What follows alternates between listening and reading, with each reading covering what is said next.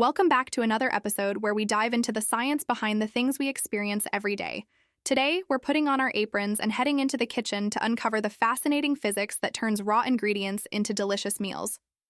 Cooking may feel like magic, but at its core, it's all about heat transfer. Whether you're frying an egg, baking bread, or boiling pasta, the science of how heat moves is at work. So, let's break it down and see how the physics of cooking makes your meals possible. Cooking is, in essence, the transfer of heat from one place to another to alter the chemical and physical properties of food. Heat transfer can happen in three main ways: conduction, convection, and radiation. Each method plays a crucial role in different cooking techniques. Let's start with conduction, the simplest and most direct form of heat transfer. This happens when heat moves from one molecule to another through direct contact. Picture a steak sizzling in a hot skillet. The heat from the pan directly transfers to the surface of the steak, creating that wonderful browning effect. This process is why a pan needs to be preheated. Without sufficient heat, you don't get the quick sear necessary for that crusty, flavorful exterior. Next is convection, which involves heat transfer through a fluid medium. This could be a liquid like boiling water, or a gas like the air inside your oven. Imagine boiling pasta. As the water heats up, hotter, less dense water rises, while cooler, denser water sinks. This creates a circulation pattern that ensures the pasta cooks evenly. The same concept applies when baking cookies in the oven. If your oven has a fan, it forces air to circulate more evenly, eliminating hot and cold spots and giving you perfectly golden brown cookies. This is why convection ovens cook food faster and more evenly than traditional ovens. Then there's radiation, where heat travels as electromagnetic waves. Unlike conduction or convection, radiation doesn't need direct contact or a fluid medium. When you grill food or broil cheese on a lasagna, the heat radiates from the flames or heating element to the surface of the food. This method is responsible for that beautifully charred texture we associate with grilled foods. To see these concepts in action, let's take a closer look at some common cooking techniques. Think about boiling water, a task so simple that we rarely pause to consider the science behind it.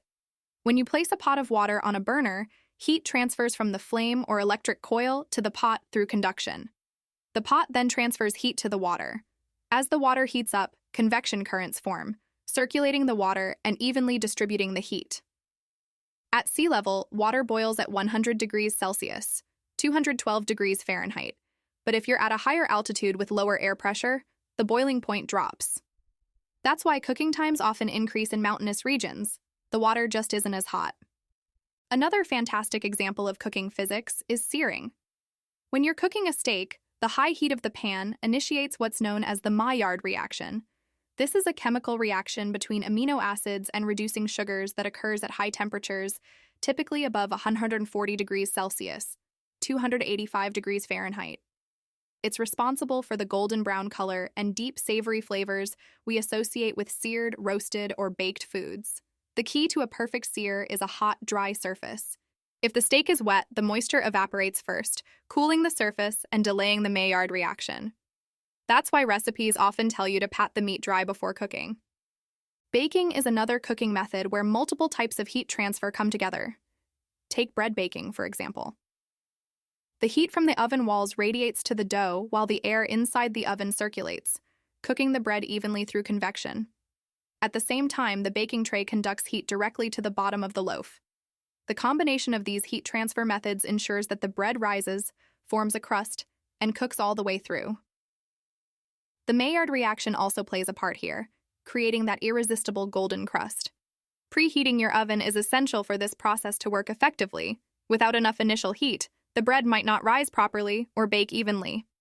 Frying is yet another fascinating process where conduction and convection work together. The hot oil in the pan directly transfers heat to the food through conduction, creating a crispy outer layer.